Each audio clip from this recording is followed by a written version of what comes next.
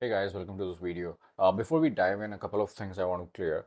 First, these videos contain difficult SAT questions, so make sure you're already through with the medium level ones before attempting these. Second, these questions are not from Blue Book or any other official College Board practice tests, so don't worry, they're not going to spoil your offline practice. Third, if you like this video, there are more videos like this linked in the description below. Those are member exclusive videos, so feel free to check those out. And lastly, if you're looking for private tutoring, feel free to reach out.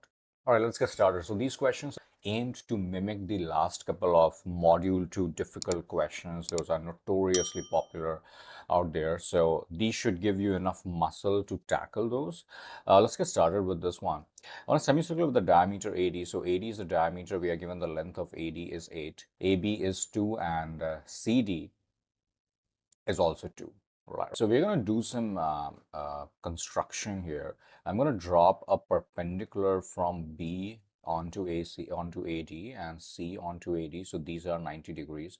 And obviously these are parallel. So these are of the same height. Let's call that height as probably X.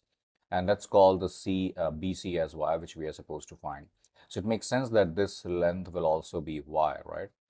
All right, so what will this be? Using Pythagoras, can we agree that this will be square root of 2 square minus x square, right? So it will be square root of 4 minus x square. And likewise, this portion will also be square root of 4 minus x square. Okay, so can we agree that this square root of 4 minus x square plus this portion 8 plus square root of 4 minus x square again should be equal to, sorry, this is not 8, this is y, plus y plus square root of 4 minus x square should be equal to 8, right? Because what I did is I said that this plus this should be equal to 8 units.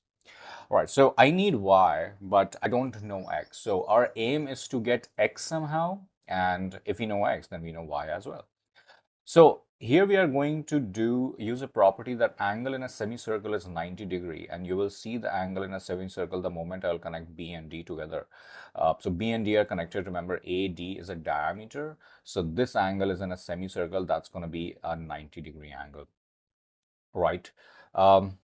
We can easily get the value of BD using Pythagoras, because if you see this overall triangle, we know hypotenuse, we know a leg, so we can find the other leg, right?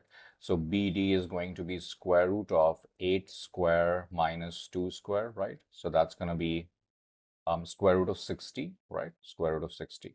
Now, can we say that this is the triangle, right? I've already highlighted one triangle.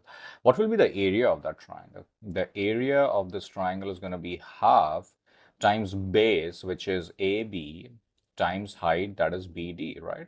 And AB we already know is 2 and BD is square root of 60. So 2 and 2 is gone. So area comes out as square root of 60.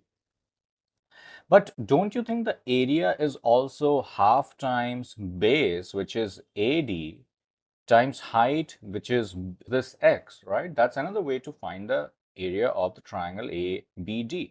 So can I say that the same area can also be written as half of base, that is AD, times height, that is x, and we know what AD is, that's 8, and this is x unknown, so this is 4x. So don't you think these two people should be equal to each other because they represent the area of the same thing, right? So can I say that over here, can I say that 4x is equal to square root of 60? Square root of 60 can be written as 15 times 4, right? 4 is going to jump out and become 2.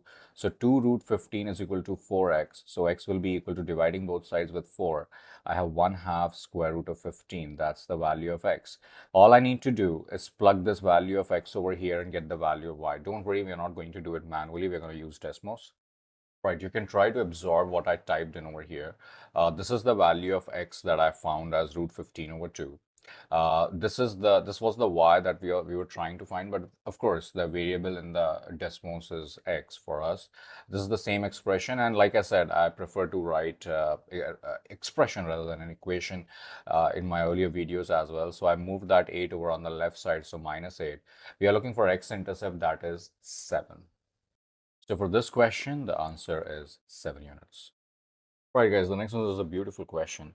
The big circle of radius 2 is placed against the right angle, so something like this. And another small circle is also placed, this teeny tiny guy.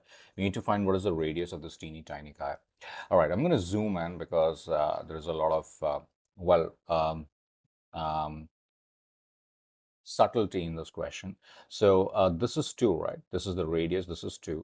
So can I say that this is also 2? Because that's the radius. Right now, since they're adjoining, and remember, I'm supposed to find this radius. So let's try to join this entire length from here to here to here. Don't forget that teeny tiny portion, this one, right? Because usually students forget this and they mess this question up. Now, if this is 2, then can we agree that this is also 2 because they are just sort of like a square? It is a square, not sort of, it is a square. Okay, so can we agree that this guy, this hypotenuse, is just 2 root 2 because of Pythagoras? I can show the math here. It will be square root of 2 square plus 2 square, which is the square root of 4 plus 4, which is the square root of 8. Square root of 8 can be written as 4 times 2, which is 2 root 2. So this A, let me mark these A, B, C, and D. So AC is 2 root 2. Okay, how does that help us? Now AC is this. Let's mark this as perhaps F. This point is F. This point right here is G. This point right here is G. All right, this is going to help me. Can I say, because remember, what I need to find is the radius of the small triangle. So basically, if I can get FG, because FG is the diameter, right, I can just half it. So can I write AC as AF plus FG plus GC, right? AF plus FG plus GC, that is equal to 2 square root of 2. What is AF? Isn't AF just the radius of the big circle? Because this is also radius, this is also radius, this is also radius. So that's going to be 2 units. So I'm going to write 2 here. Do I know FG? Not at all. That's what I need to find. And GC is the hurdle now, which is equal to 2 root 2. Okay, now for GC, once again, we are going to focus on the small circle. I'm going to draw the small circle again. Right, this is the small circle once again over here. Now, what is this, guys? This is the radius of the small circle that we are interested to find. So let's say this is R, this is R. So obviously this is also R, right? So what is this? Don't you think this is once again using the Pythagoras, I can figure this out. Let's say this is O. So OC will be equal to square root of R square plus R square, which is just going to be 2R square square root, which is going to be square root 2R, right? That is going to be OC. But I just need GC, right? I just need GC. So GC is just going to be OC minus OG, correct? OC I already have, that is square root of 2R minus OG. And what is OG?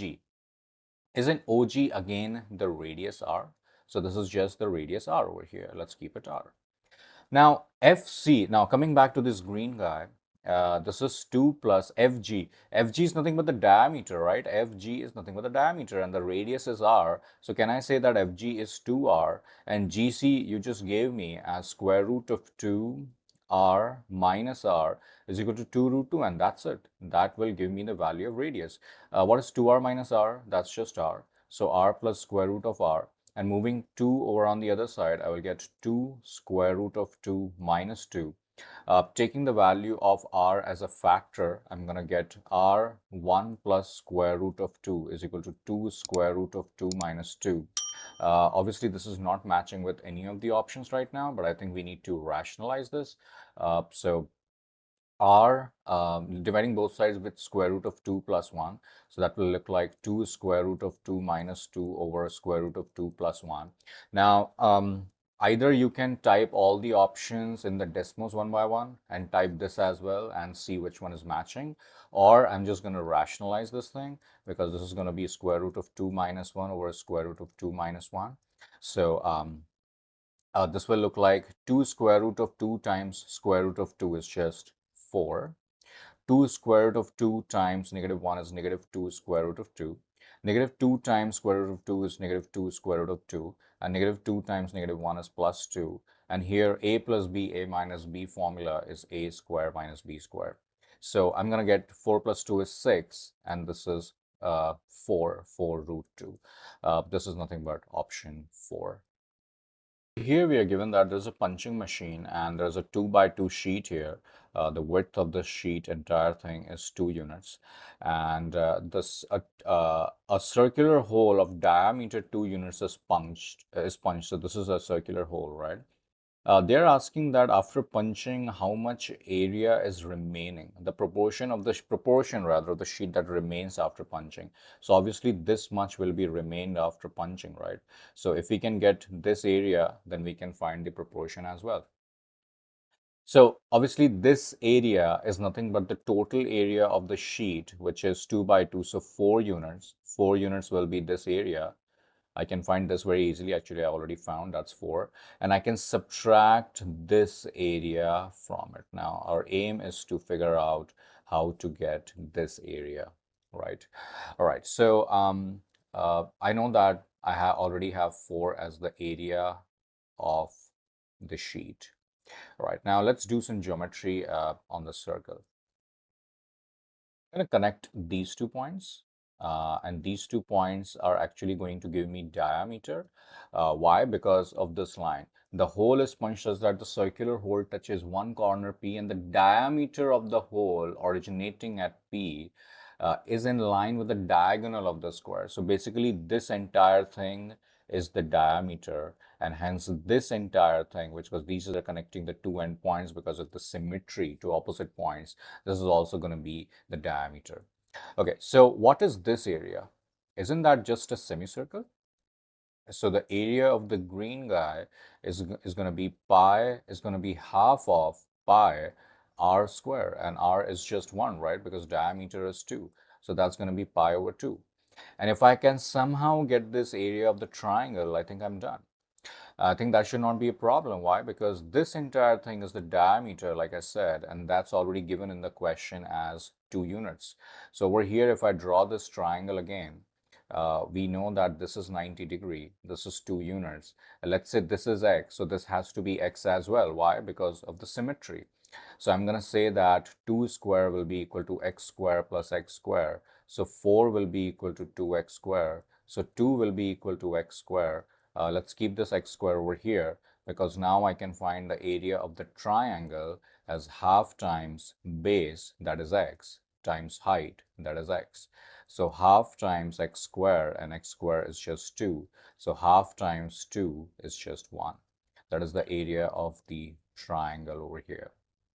So what is our answer? Our answer will be the area of the sheet, that is 4, minus the area, the sum of the areas of these two. So semicircle is pi r square, and the triangle is just 1. So that's going to be 4 minus 1 is 3. It's going to be 3 minus pi over 2, which is going to be 6 minus pi divided by 2. So this is the area of the remaining piece. But they're asking proportion. So the proportion will be the area that remains over area total. So area that remains is 6 minus pi divided by 2, and the total area of the sheet is 4. So it will be 6 minus pi over 8, which is option B. Okay, the last one, I can say this is the easiest of all that we have done in this video. So AB and CD and BC are equal. Let me mark those. AD is right here, CD right here, and BC is right here. These are all equal, and this angle is 96. So we are looking for what is the value of DBC. So we are looking for this angle. All right. So we know that if there are equal sides, then their angles opposite to these sides are also equal. So if this is x, we know that this is also x, and likewise, if we know that this is y, then this is also y over here. All right, I'm going to take a couple of triangles here. First, what about this entire angle? Because this entire angle is an angle of a straight line, right? That should be 180 degree. So can we figure out this angle? I think yes. This angle should be equal to 180 minus y plus y, correct? That is 2y. So I'm going to say that this entire angle is now 180, which means that 96 plus 180 minus 2y plus x should be equal to 180. 180 is gone. And I'm going to move 96 over on the other side. So negative 2y plus x is equal to negative 96. Maybe multiply negative sign both the sides. So 2y minus x is 96. That's equation 1. I need y, so I need another equation. Now look at this triangle. In this triangle, can we agree that, okay, what is this angle, by the way? This entire angle, that will just be 180 minus 96, right? Which is going to be 84 degrees. And in the triangle that I just highlighted, can we agree that x plus y plus the angle that we just found, 84, should be equal to 180 degrees? This means that x plus y should be 180 minus 84, that is 96. That's the other equation. So simultaneous equations, right? What do we do? I think we can add both of them. Let me write this one below the other. So the first equation is negative x plus 2y equal to 96. I'm just writing negative x first, and then x plus y equal to 96. I'm going to add both of them. So the x and minus x is gone. This will become 3y, and this will become 96 plus 96. 192. Then I'm going to divide both sides with 3. So y is going to be 3 times 6 is 18, 3 times 4 is 12. So 64 degrees. That is clearly option 3.